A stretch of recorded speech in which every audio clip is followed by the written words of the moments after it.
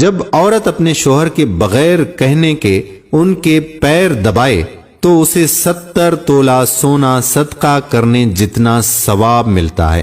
جو پاک دامن عورت نماز اور روزے کی پابندی کرے اور جو شوہر کی خدمت کرے اس کے لیے جنت کے 8 دروازے کھول دیے جاتے ہیں۔ عورت کے ایک بچے کے پیدا کرنے پر 75 سال کی نماز کا ثواب اور ایک درد پر ایک حج کا ثواب ہے۔